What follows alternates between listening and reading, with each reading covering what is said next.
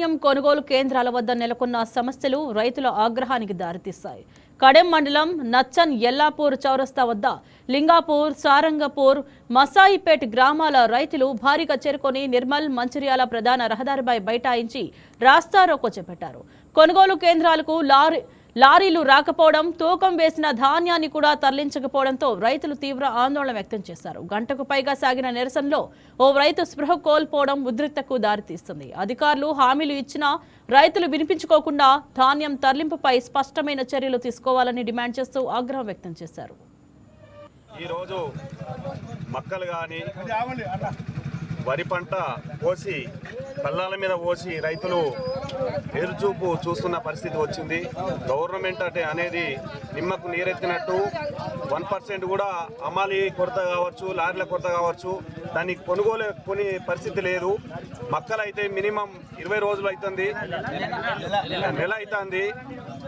ఒక ప్రాంతం ఇప్పటికీ ఒక లారీ రాలేదు లింగాపూర్ సెంటర్కి. ఇంతవరకు అధికారులకు ఫోన్ చేస్తే ఆ గోదాం మాట్లాడినాం, ఈ గోదాం మాట్లాడినాం, ఇక్కడికి తీసుకుపోతాం, అక్కడికి తీసుకుపోతాం అన్నారు కానీ ఏ అధికారి కూడా వచ్చి మాట్లాడే పరిస్థితి లేదు. ఏ గోదాం కూడా తీసుకుపోయి ఇంతవరకు అయితే ఒక లారీ, ఒక 2 లారీలు కూడా పోయే పరిస్థితి లేదు. మొత్తం మక్కలన్నీ వర్షాలు స్టార్ట్ అయ్యే సిచ్యువేషన్ ఉన్నాయి. చాలామంది రైతులు పెట్టుబడి పెట్టి వాళ్ళ పుత్తెలు బ్యాంకుల కుదబెట్టి పంట దిగుబడి వచ్చిన సందర్భంలో రైతులు సంతోషం లేకుండా ఈరోజు గవర్నమెంట్ 1% కూడా దాని మీద చర్య తీసుకోకుండా అధికారులతో మాట్లాడకుండా ఇంతవరకు ఒక లారీ కూడా రాలేదు. ఈరోజు అందరూ రైతులు మక్కలు కానీ వరి ధాన్యం కానీ కొనని పరిస్థితి వచ్చింది. వచ్చే జూన్ మాసం రాబోతుంది. వడగాల్పులు, వానలు వచ్చి నానిపోతే రైతుల పరిస్థితి ఏంది? ఈరోజు ఎండల నెరవడి ఆ మక్కలు కానీ వరి ధాన్యాన్ని కానీ నేర్పి వడదెబ్బ కొట్టి చాలామంది హాస్పిటల్లో పాలవుతారు. చాలామంది రాష్ట్రంలో చాలామంది చనిపోయే పరిస్థితి వచ్చింది.